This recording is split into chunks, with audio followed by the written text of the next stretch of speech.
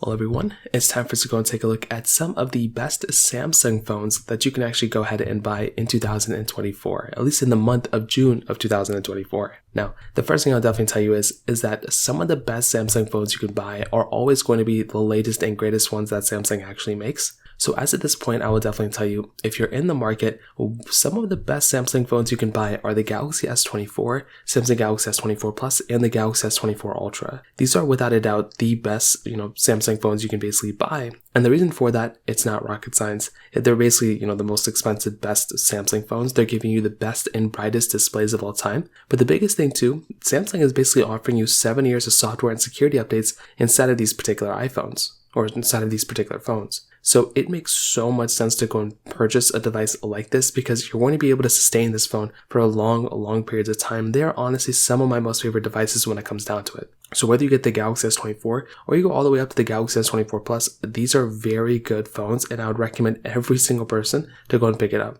So that right there definitely gets a thumbs up for me. Now, on top of that, another set of phones that I love a lot are the Samsung Galaxy S23 series. I think Samsung once again did a really good job with these particular devices too, and it genuinely makes a lot of sense to go and purchase some of these devices as well. The thing with the Galaxy S23s is that they're still very good premium devices, and I think Samsung did a great job with these ones. My only gripe with the S23s is that the S24s are giving you much longer software support, so at some point in your lifespan you are probably going to switch over to an S24, but as of right now, the lifespan of an S23 is still very good. You're still getting a very nice, good display, 120 Hz.